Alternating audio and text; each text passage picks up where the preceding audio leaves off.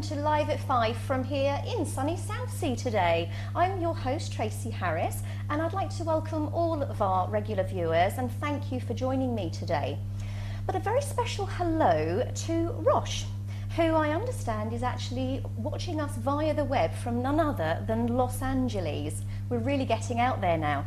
Now the big question is, has she tuned in to see us or my very next guest, who is fast becoming a worldwide success story as a published author and children's toy designer? Just coming back on a little bit of history, 2 years ago, Rourke McMaster was asked to register a trademark for a gnome. Now, this wasn't just any gnome, it was a very special gnome which hit the news headlines, not only here in the UK, but across the world. And this gnome had disappeared from a garden in Gloucestershire. Now, I actually remember this story when it hit the headlines, and it really was very, very uplifting. It was good fun. This gnome travelled around the world, he had his own passport, and actually the people who had quite naughtily stolen the gnome were sending photographs back of the gnome to his owners, and this caused a phenomenal story. Which again, I say it came and hit CNN and the BBC. So I'm going to introduce now the man himself, and I don't mean the gnome, I do mean, please welcome Rourke McMaster. Hello, hello Rourke. Thank you. Now, we've touched, haven't we, just then, on the inspiration for one of your books, which is Murphy and the Magic Passport, which you're promoting. And but I actually want to leave this story for just a minute, because there is a book which you have personally written yourself called Aaron Star. And this book, ladies and gentlemen, does actually have a very different meaning altogether, doesn't it, Rourke? It does indeed. It's, I guess to put it in a nutshell, any parent's worst nightmare would be losing a child or outliving one of their kids. And we had a situation 2 years ago where we were halfway through term, and under traumatic circumstances, 2 o'clock in the morning, the surgeons, consultant, and registrar come in to tell me, as my wife's in surgery next door, you need to equip yourself. You're about to lose both twins, both babies. Goodness. Yeah, and one of the twins survived miraculously, and that's her middle name, Miracle. But we lost the other twin, Aaron. And I think in this process of feeling lost, and we're not alone, certainly lots of people have experienced it and go through it. I wanted to try to bring some comfort to my wife, and it's still difficult to deal with, but I guess truth be known, it was a bit of comfort for myself as well to understand and try to make sense of something that didn't quite make sense. Well, does it ever really make sense? Or did you, I mean, the idea of the book, was this part of a healing process for you as well? Now, I know you wrote it specifically, you know, for your wife to help her through her pain and her loss, but equally that pain and loss is yours. Yeah, very much so. I mean, we still to this day go down and visit the cemetery regularly, trim the grass and spend time, and even letting his little sister know that, you know, what he's about, you know, in terms of our family. We live in a country where about 6,500 babies die either at birth or during term, and so we're not alone. But we were just trying to find a bit of comfort and understanding in something that was very sad and lonely, to be honest with you. And you wanted to put this down into words, and this is obviously where Aaron Star comes from. Very much so. But why was it so? I know touching on yourselves, but you wanted to get that message out there. Why is that so important to you?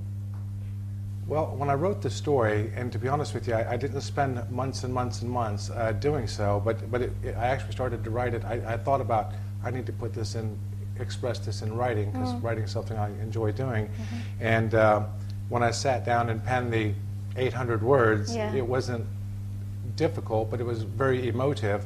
And sharing those with my wife, neither one of us can pretty much make it to the book without getting pretty worked up and emotional. But I thought to myself, well, wait a sec, we're going through this trying to understand it. There's got to be other people that could potentially benefit from Aaron Star, by Daddy, for Mummy. Yeah, and actually the cover of this book is unique, isn't it? Yeah. In that the author is simply named as Daddy, rather than putting your own, you know, name to the front cover of the book.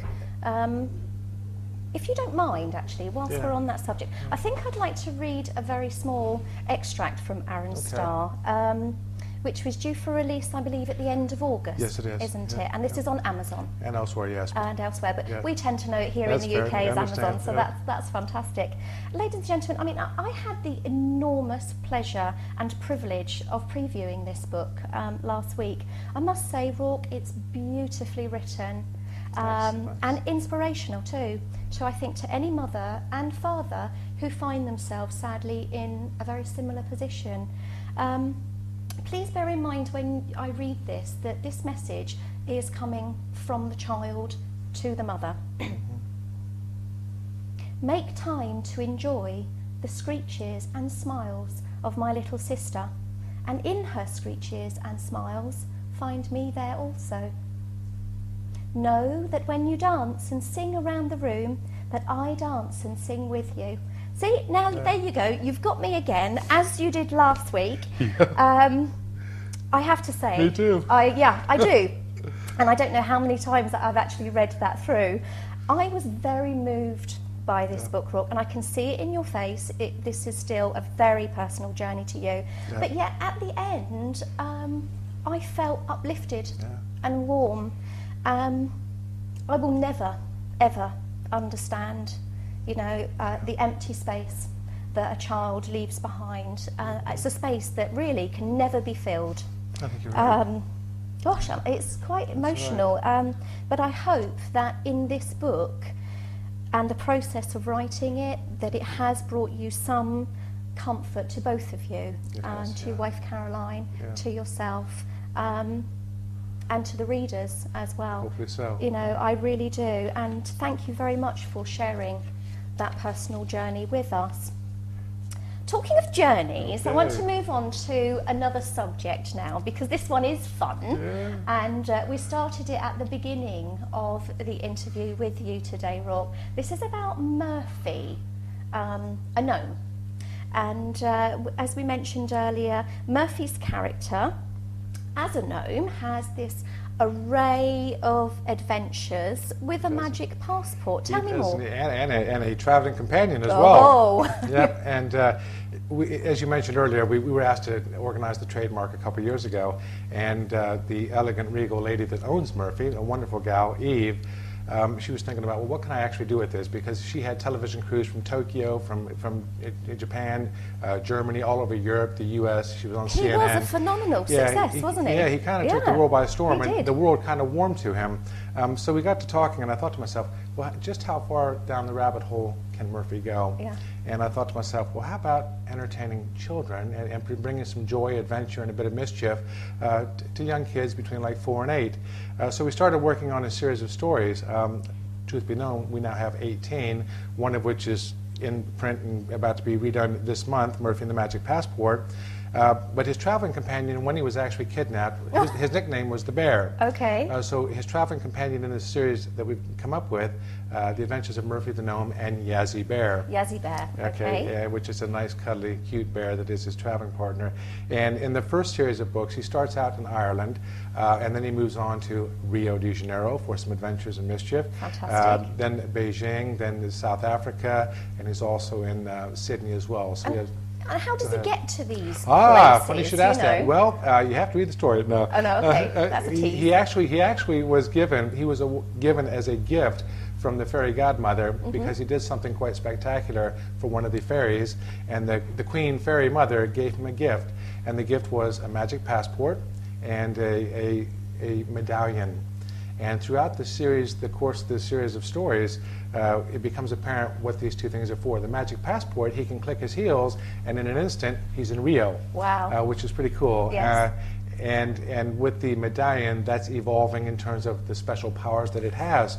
But in the story, in the series, Prince Dorcas, who's a bit of a naughty chap, There always has to be a villain, doesn't there, in any story, yeah. so Murphy's no exception. Yeah. And Prince Dorcas is on the heels of Murphy, the Gnome, and Yazzy Bear, trying to steal the magic passport, and so he has the special powers and the medallion, so he can actually be the one to save Gnome Land, because throughout the thread to the stories, it is in fact Murphy and Yazzy and their adventures with the view to saving Gnome Land from destruction. Fantastic. And what age group is this aimed at? Age 4 to 8. Yep, and so enjoyed by quite a large age group. Yeah, for very much so. And we've had good feedback. One of the things I always do with a new book we're looking at taking on is I actually share it with a group of grandparents and mothers and parents, call it a focus group or whatever, to get feedback on how they warm to it, or how receptive they are to the story.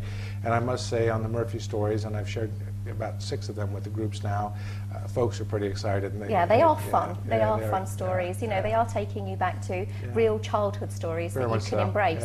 But I think you've actually taken Murphy and the Magic Passport one step further, haven't you? In terms of merchandising an actual doll gnome that you can take on holiday with you. He comes with the book, his own special passport, which, if you ask nicely, I'm sure will be stamped at the airport. But that is the idea, isn't it? That is the idea. It's to generate that interest. And it's about fun and adventure. I mean, if you look back in terms of people reminiscing, most people have some very good experiences from their childhood, and we're just trying to add that kind of richness, with the Murphy doll, with the Yazzy Bear doll, that you can take your passport and through customs. It is a magic passport. It is magic. Let's not forget that. Which is good.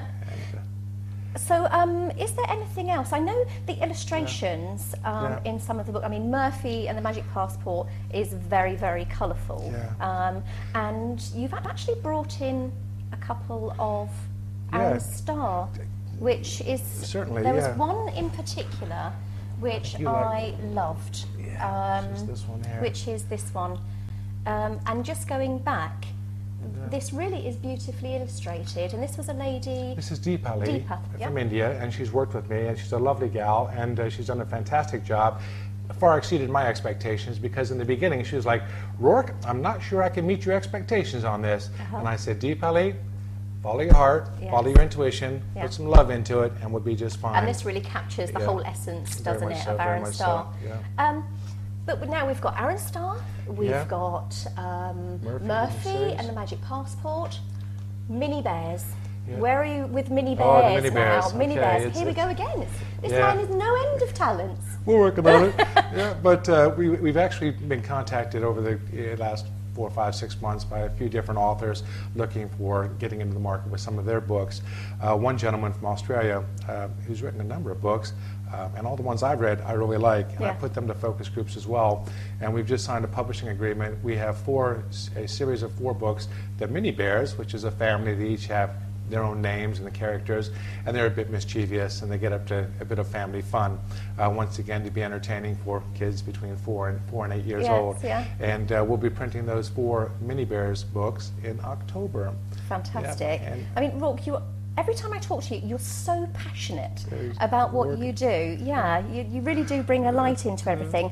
So don't forget, ladies and gentlemen, if you'd like to find out more about any of the books, either that Rourke McMaster has actually penned himself or is promoting, please go on and check him out on Amazon at the end of this month, especially for Aaron Starr. Really, it's a fantastic read. I would say to anyone, please just go and have a read of it. The illustrations are beautiful.